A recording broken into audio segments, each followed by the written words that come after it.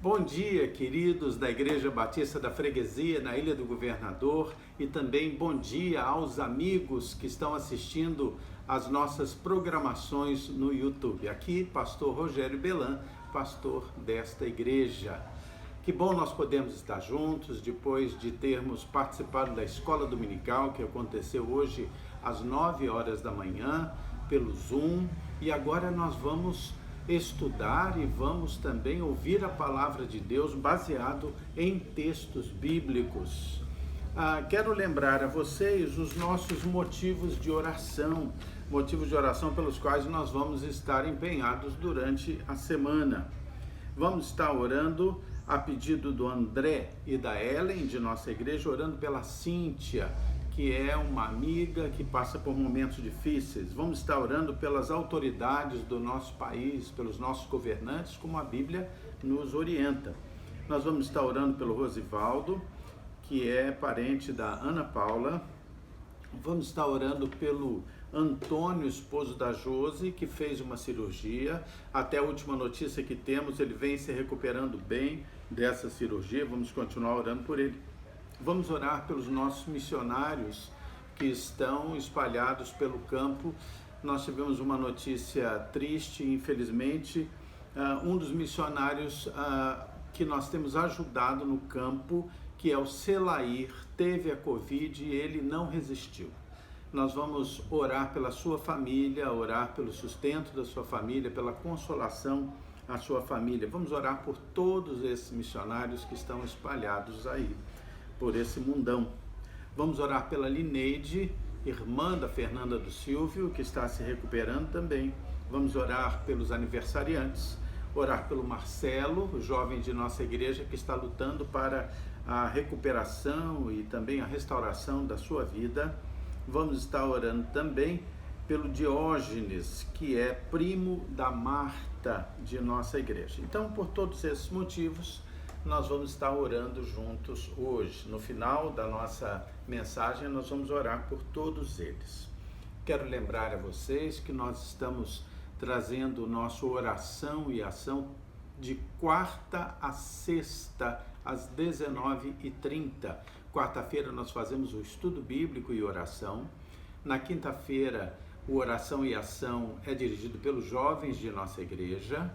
Na sexta-feira é o Oração e Ação Kids, que traz programações para as crianças da nossa igreja. E nós temos no domingo, às 9 horas da manhã, a Escola Bíblica Dominical participativa pelo Zoom, às 10h30 o culto matinal, como este agora, e às 19h30 nós temos o culto em família. Então são essas as nossas programações. Deus tem nos abençoado. Tem havido decisões que são relatadas pelas mídias sociais, às vezes nos ligam e dizem: olha, eu aceitei a Cristo, eu estou discipulando pessoas que aceitaram a Cristo durante as transmissões. Olha que coisa linda. Nós temos tido assim também muitos depoimentos de pessoas que não pertencem à nossa igreja, mas em locais até distantes. Temos pessoas que nos assistem até nos Estados Unidos, em outros bairros distantes do Rio de Janeiro. Isso tem sido bênção, Embora o grande propósito das nossas transmissões é manter a igreja unida nesse tempo de pandemia. E nós temos muita alegria de poder estar aqui, transmitindo a palavra de Deus, princípios bíblicos para a vida, o evangelho da salvação de Jesus Cristo. Vamos orar para dar início a esse momento? Vamos orar. Querido Deus, muito obrigado, Senhor, pelo teu amor, muito obrigado, Senhor, pelo teu cuidado para conosco. Perdoa as nossas faltas, Pai. Abençoa-nos nesse culto em que estamos reunidos em torno da mensagem da tua palavra. Embora distantes fisicamente, nós estamos aqui bem unidos, Pai. Muito obrigado porque nós nos amamos e esse amor foi ensinado por Ti mesmo. Peço a Tua unção sobre mim para que eu possa trazer uma palavra de acordo com a Tua vontade. Dá paz ao meu coração, unção ao meu espírito e ao meu falar, Pai. Tudo isso eu te peço e te agradeço em nome de Jesus. Amém. Vamos então abrir as nossas Bíblias, ativar a nossa Bíblia aí instalada nos smartphones também, né? E eu vou convidar você a que abra a sua Bíblia no Evangelho de Marcos. Abra aí sua Bíblia, Evangelho de Marcos, no capítulo 4. Evangelho de Marcos, capítulo 4. Esse texto foi inspirado na Bíblia, na Sagrada Palavra de Deus. Eu tenho utilizado a Bíblia Shed, que traz os comentários de Russell Shedd, é a tradução revista e atualizada, João Ferreira de Almeida. Me inspirei também nesta mensagem de hoje em texto escrito por Antônio Vieira, centenas de anos atrás, um comentário de Antônio Vieira, um grande pregador do Evangelho. Então, foi inspiração para nós. Abra então a sua Bíblia no Evangelho de Marcos, no capítulo 4. Nós vamos ler a parábola dos solos. Aí você vai pensar, pois é, mas essa aí eu não conheço. Pois é, a parábola dos solos. Nós vamos estar lendo do versículo 1 ao versículo 20 do capítulo 4 do Evangelho de Marcos, também conhecida como a parábola do semeador. Mas hoje nós vamos chamar sobre a parábola dos solos, porque às vezes a gente pensa bem, é possível que a questão dos solos aí seja ainda mais evidente do que a questão do próprio semeador. Então hoje eu estou chamando essa parábola de a parábola dos solos. Todos prontos? Então vamos lá. Marcos 4, do versículo 1 ao versículo 20. E diz assim: Voltou Jesus a ensinar à beira-mar, e reuniu-se numerosa multidão a ele, de modo que entrou num barco, onde se assentou, afastando-se da praia, e todo o povo estava à beira-mar na praia. Assim lhes ensinava muitas coisas por parábolas, no decorrer do seu doutrinamento. Ouviu, eis que saiu o semeador a semear.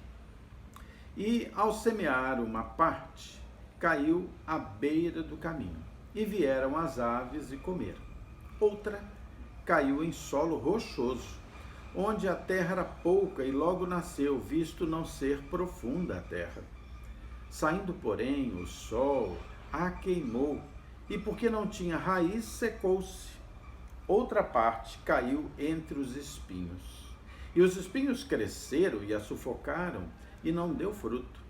Outra, enfim, caiu em boa terra, e deu fruto, que vingou e cresceu, produzindo a 30, a 60 e a 100 por um.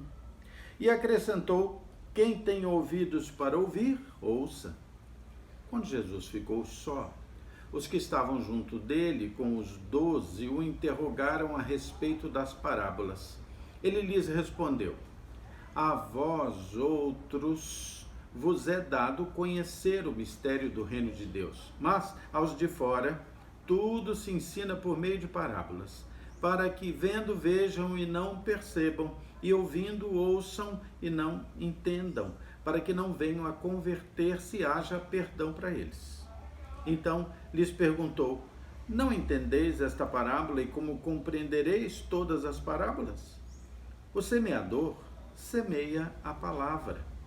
São estes os da beira do caminho, onde a palavra é semeada. E enquanto a ouvem, logo vem Satanás e tira a palavra semeada neles. Semelhantemente, são estes os semeados em solo rochoso, os quais, ouvindo a palavra, logo a recebem com alegria. Mas eles não têm raiz em si mesmos, sendo antes de pouca duração. Em lhes chegando a angústia ou a perseguição por causa da palavra, logo se escandalizam. Os outros, os semeados entre os espinhos, são os que ouvem a palavra. Mas os cuidados do mundo, a fascinação da riqueza e as demais ambições, concorrendo, sufocam a palavra, ficando ela infrutífera. Os que foram semeados em boa terra são aqueles que ouvem a palavra e a recebem, frutificando a 30, a 60 e a 100 por um. Logicamente, os irmãos conhecem essa parábola, essa história que se propõe a ensinar uma grande verdade com comparações paralelas aos elementos do cotidiano daquelas pessoas. Eu fico pensando sempre que provavelmente Jesus ali sentado à beira do mar da Galileia, num barco, e as pessoas na praia, Jesus provavelmente via campos que estavam sendo semeados ali à distância, e lá a figura do semeador. Então Jesus falava sobre uma realidade muito conhecida deles. Logicamente, o semeador ali representa a figura daqueles que creem, os crentes, que são os semeadores da mensagem, da palavra de Deus. A semente é a própria palavra do Evangelho. E a terra seria o ouvinte ou o coração daqueles que ouvem. Primeira coisa que nós percebemos aí dentro desse texto é que sempre há uma grande resistência à semente. Sempre há uma grande resistência à semente. A semente primeiro foi atacada pelo reino animal, depois pelo reino vegetal e pelo reino mineral. Vocês podem ver que os pássaros comeram, o reino animal atacou as sementes. Depois nós vemos que os espinhos sufocaram o reino vegetal, atacando as sementes. E ainda vemos que as pedras oprimiram o reino mineral, atacando a semente, que é a palavra de Deus. Nós estamos neste momento vivendo no nosso país um ataque à palavra de Deus. Digo isso para despertar a consciência dos irmãos. Está sendo votada uma lei conduzida pelo Supremo Tribunal Federal, terá que passar pelas casas legislativas também, uma lei que tem a proposta de amordaçar a livre pregação do Evangelho. Estejam atentos a isso. Uma lei que amordaça a livre pregação do Evangelho. Gravíssimo isso, gravíssimo. Nós, como cidadãos, precisamos nos posicionar. Há uma lei também tramitando, uma investigação tramitando, supostamente contra aquelas que seriam as fake news, mas que na realidade pretende cercear o direito de informar. E, logicamente, isso acabará chegando, se não for rejeitada, a própria informação da verdade do Evangelho também. Então nós precisamos estar atentos. A parábola do semeador ou a parábola dos 4 solos é aqui e é agora também. No texto nós vimos que o semeador perdeu 1/4 das sementes para os pássaros. Ele semeou e 1/4 caiu à beira do caminho e os pássaros retiraram, comeram tudo. Ele perdeu.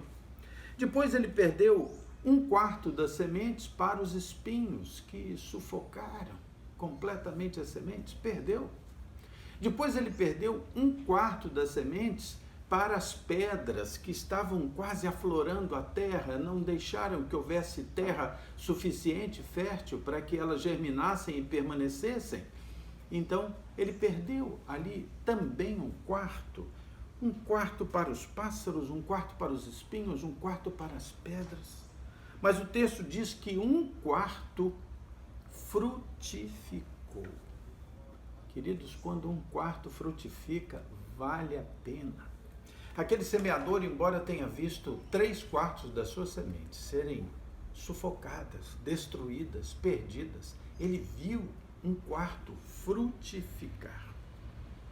E isso me faz lembrar que nós precisamos ter em mente que semeadores da palavra não desistem. Nunca desista de semear a palavra, nunca. É preciso perseverar, é preciso crer, é preciso colocar a nossa fé, o nosso empenho, porque semeadores nunca desistem. Eu lembro sempre, quando lembro desse episódio, de um pastor que eu conheci chamado Pastor Calixto. Pastor Calixto, durante muitos anos, pregou o evangelho em Foz do Iguaçu, prestou os seus serviços pregando para comunidades árabes ali naquele lugar, muçulmanas muitas vezes, a grande maioria das vezes, e ali ele pregou o evangelho, compartilhou o evangelho com tanto amor. Mas passou 1 ano, passou 2 anos, passou 4 anos e ele não teve nenhuma conversão. Só ao final de 4 anos houve a primeira conversão. Ele não desistiu. E a partir daquela primeira conversão, outras pessoas vieram a se converter naquele lugar. Semeadores não desistem. Deixa marcado aí, por favor, em Marcos 4, essa sua fitinha da Bíblia. Por favor, venha comigo ao Velho Testamento, no Salmo 126, versículo 6. Vamos lá? Salmo 126, versículo 6. Salmo 126, versículo 6, que nos diz o seguinte, diz assim: quem sai andando e chorando, enquanto semeia, voltará com alegria, trazendo os seus feixes ou os seus molhos, os molhos brotados. Crentes verdadeiros nunca desistem de semear a palavra. Desistir de fazer a vontade de Deus, e nós precisamos lembrar bem disso, é o mesmo que desistir de Deus. Então não se desiste, se persiste, se confia. Mas quero pensar também no seguinte com vocês. Mas já que a palavra, que é a semente, é tão poderosa, por que nós temos visto pouco fruto, pouca germinação, pouca semente brotando ao ponto de frutificar? Afinal de contas, Jesus disse na sua palavra que ela poderia chegar até 100 por 1. Ou seja, de cada semente lançada na terra, produzir 100 plantinhas brotadas. Ok. Imagine numa igreja como a nossa, que não é uma igreja grande, uma igreja aí com seus 200 membros, se cada um produzisse pelo menos um durante o ano, um só, nós teríamos num ano germinando 100 outras pessoas convertidas. De 200, passaríamos para 400. Se no outro ano essas 400 produzissem um por um, nós teríamos então 400 vezes 2, 800 em 2 anos, e assim sucessivamente. Você lembre o que aconteceu com Pedro? Lembra o que aconteceu com Pedro lá em Atos 2, 40 e 41? Vamos ler. Atos, abra lá a Bíblia em Atos. Mateus, Marcos, Lucas, Atos, esse texto tão bonito, lá quando os apóstolos pregam em Pentecostes, Atos 2, versículos 40 e 41, diz assim, que com muitas outras palavras deu testemunho, ou seja, Pedro deu testemunho e exortava-os, aconselhava-os, dizendo: salvai-vos dessa geração perversa. Primeira pregação no Pentecostes. E então os que lhe aceitaram a palavra foram batizados, havendo um acréscimo naquele dia de quase 3.000 pessoas. 3.000 pessoas, olha que coisa maravilhosa. Imagine então se naquela pregação pôde haver 3.000 decididos. Imagine se nós, cada um de nós, tomasse para si a função de semeador e conquistasse apenas um por ano. Seria maravilhoso. A Bíblia nos mostra pessoas que, assim como Pedro, estabeleceram nas suas vidas novas prioridades, principalmente para o testemunho da palavra de Deus. Pedro, por exemplo, ele na realidade era um pescador, mas para a realidade daquela época, Pedro tinha uma companhia de pesca. Não era comum pescadores terem barcos, e Pedro tinha barco de pesca. Ele era dono de uma companhia de pesca. Não era uma pessoa sem recursos, sem perspectivas, mas ele mudou os planos da vida dele. A Bíblia diz que quando Jesus esteve ali chamando aqueles: vinde após mim e vos tornareis pescadores de homens, que eles puxaram a rede, os barcos, e foram com ele. Eles mudaram suas prioridades. E aquele Pedro, que tinha uma companhia de pesca, passou agora a semear a palavra de Deus. Nós vemos, por exemplo, a figura de Mateus. Mateus era um publicano. Nós podemos dizer que Mateus era um funcionário público de alto escalão.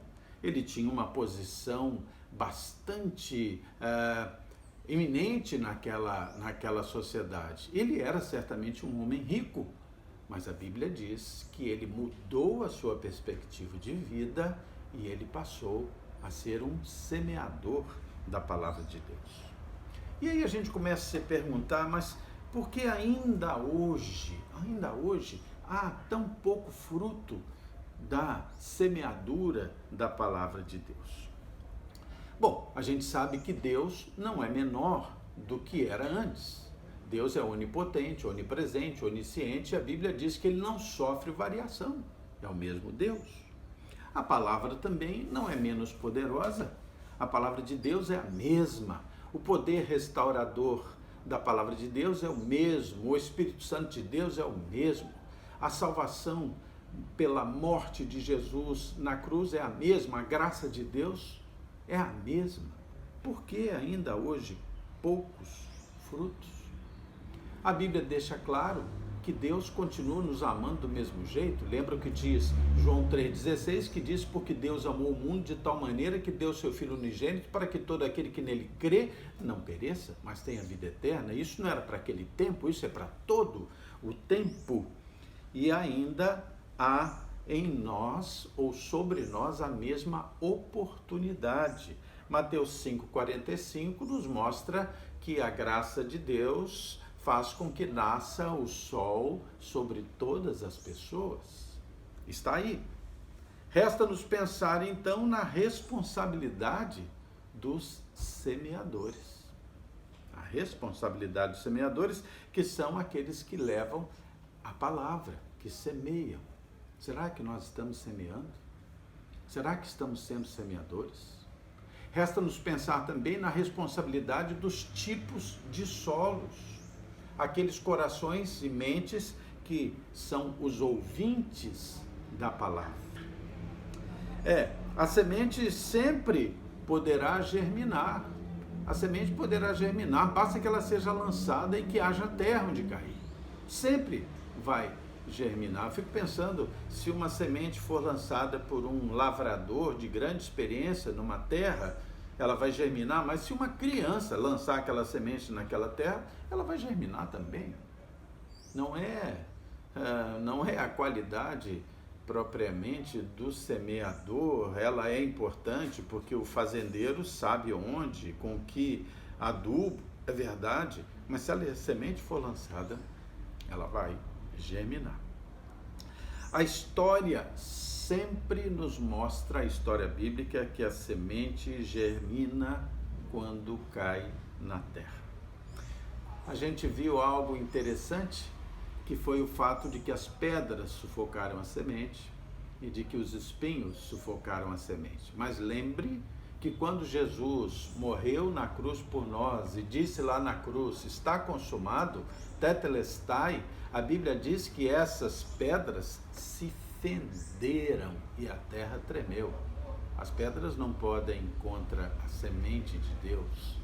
A Bíblia diz também que os mesmos espinhos que sufocam as sementes foram obrigados a se tornar coroa na cabeça de Jesus, quando este morreu na cruz por mim e quando este morreu na cruz por você.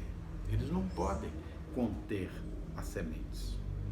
Isso então nos faz pensar que os poucos frutos acabam sendo por causa de semeadores que não semeiam, ou ainda que poderiam semear, mas não têm tido o prazer de semear. Aqui o texto, voltando para Marcos 4, veja aqui Marcos 4, diz o texto assim: ouvi, eis que o semeador saiu a semear. Interessante. Ele era semeador e ele semeava. Mas lembre que há uma diferença muito grande em ser semeador e sair a semear. Semeador é substantivo. Semeador só designa o que o indivíduo é. Mas sair a semear é verbo, é ação.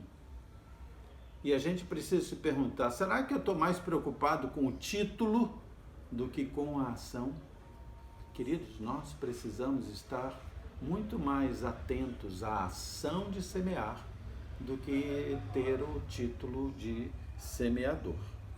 E a gente precisa sempre se perguntar, será que os nossos títulos correspondem às nossas ações? As nossas ações precisam corresponder às nossas palavras. Ao apresentar ou ao lançar as sementes, nós então poderemos estar aptos a dizer para as pessoas o seguinte: olha, eu estou lançando aqui a semente para você do Evangelho e eu quero que você venha conhecer Jesus através do meu testemunho. Vem cá. Jesus mudou a minha vida, eu sou um novo homem, uma nova mulher. Olhe para mim, olhe para o meu casamento, olhe para o perdão que eu dou às pessoas, olhe que eu não murmuro, eu não fico reclamando da vida. Olhe para a minha santidade. Será que se nós fizermos isso, se nós como semeadores lançarmos a semente e disserem, olhe para mim, olhe para o que germinou em mim, nós vamos estar animando aquelas pessoas a germinarem as sementes do Evangelho nelas mesmas? A sociedade, sabe, queridos, ela quer ouvir, mas mais do que ouvir, a sociedade quer ver o resultado do Evangelho naqueles que dizem, eu tenho o Evangelho em mim, eu creio em Jesus, Jesus vive em mim. Há um dito antigo atribuído a São Francisco de Assis que diz assim, evangelize, se preciso, fale. Ou seja, a sua própria vida evangeliza. Se precisar, fale, mas a sua própria vida é uma forma de evangelizar. O Antônio Vieira, que escreveu belíssimos textos na área teológica há muitos anos, há centenas de anos, ele diz uma frase que eu gostaria de compartilhar com você a respeito dessa parábola do semeador, ou parábola dos 4 solos. Diz assim, havemos de semear de forma simples, prazerosa, sincera, gostando da semente, gostando da terra, gostando de semear diariamente no nosso lar, no nosso trabalho, na nossa escola, na sociedade.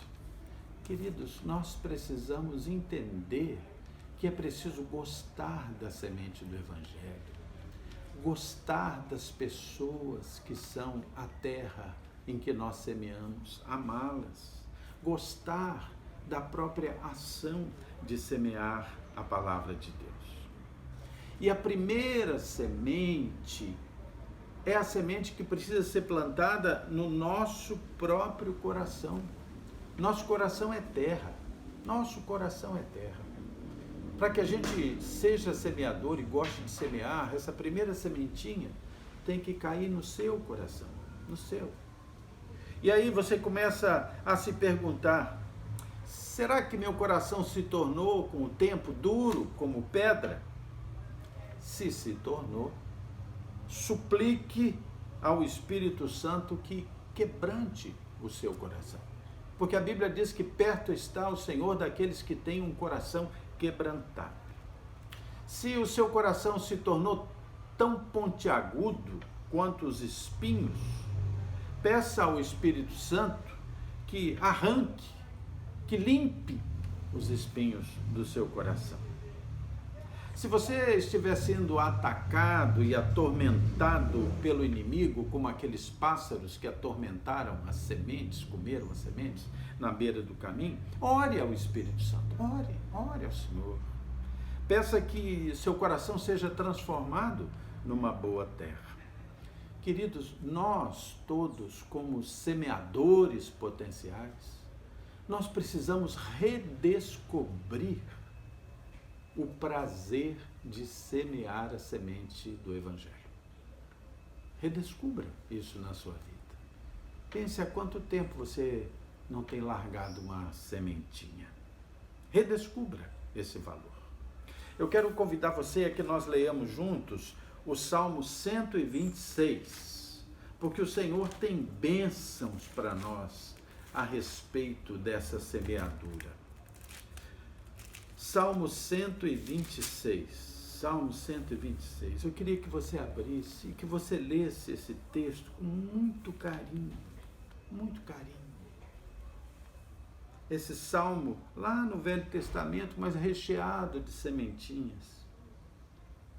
Salmo 126 diz assim: quando o Senhor restaurou a sorte de Sião, ficamos como quem sonha.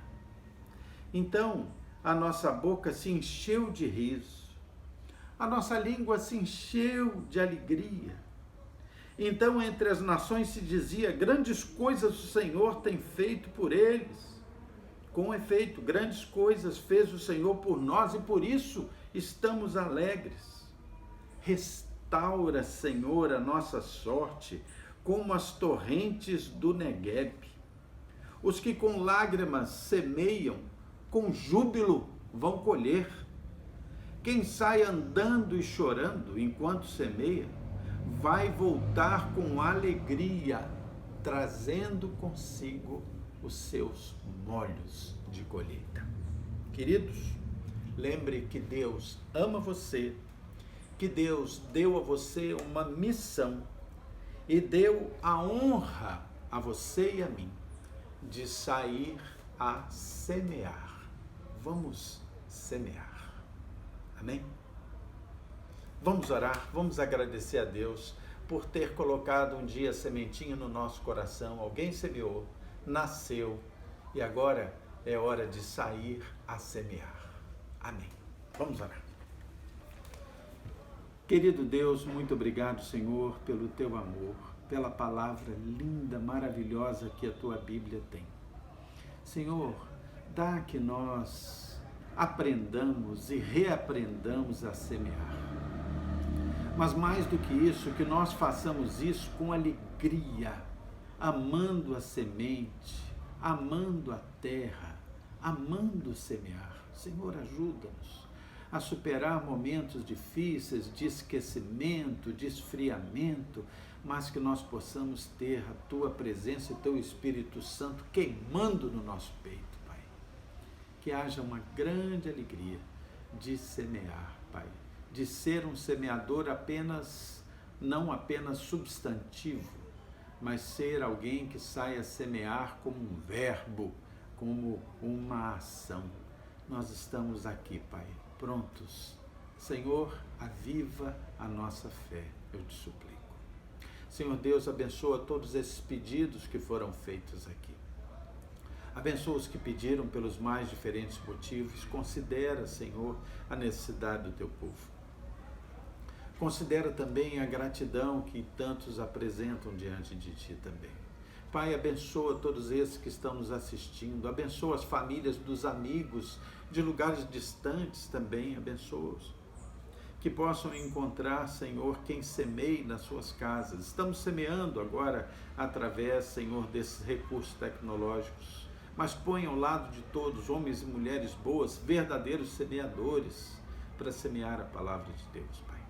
Que haja muitos frutos, Senhor, eu te suplico. Abençoa a nossa igreja. Que esse novo templo que estamos construindo se torne pequeno diante, Senhor, do número, Senhor, de germinações que o Senhor vai nos dar. Senhor Deus, abençoa também, Senhor, os profissionais de saúde. Protege, Senhor, esses heróis. Abençoa, Senhor, aqueles que são mais vulneráveis na sociedade.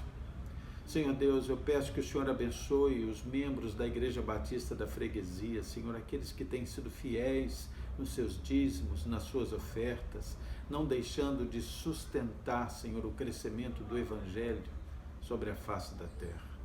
Pai de amor, abençoa os nossos missionários espalhados por esse mundão que é teu. Senhor Deus, tantos passando situações difíceis, Senhor, dá que nós possamos continuar fiéis nas contribuições, fazendo a nossa parte, Senhor, na ajuda a missionários, na ajuda a funcionários. Senhor Deus, e finalmente eu te suplico, Senhor, abençoa os dirigentes, os governantes da nossa pátria. Abençoa, Senhor. Abençoa os bons, eu te suplico, dando a eles coragem, sabedoria, Senhor, persistência, Senhor, força e livramento. Abençoa. E aos maus, Senhor, fala às mentes e aos corações deles, eu te suplico. Nosso desejo é que eles sejam transformados e se arrependam dos seus erros e mudem. Mas se não mudarem, Pai, utilizando o direito da sua vontade, eu quero suplicar que o Senhor os afaste do poder, Pai, eu te suplico. Nós estamos agradecidos, Senhor, pelo teu amor, pela salvação, Senhor, do Jesus na cruz. Em nome de Jesus. Amém, Pai. Queridos, muito bom estar com vocês, saudade de abraçá-los, de beijá-los. Nós estamos acompanhando a cada dia as informações mais atualizadas sobre a situação na nossa cidade, no nosso estado. Temos recebido informações privilegiadas, vindas principalmente do Davis Ferreira, que é um virologista renomado na América do Sul, no mundo também, e nos manda informações, e isso tem nos ajudado a pensar para decidir as decisões a tomar sobre quando voltar a ter atividades no templo.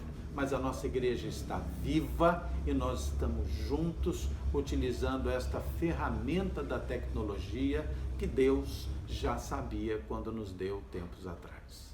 Vamos então agora almoçar, ter um dia gostoso, glorioso na presença de Deus, e à noite às 19h30 estaremos juntos com o culto em família. Nos vemos lá. Até logo!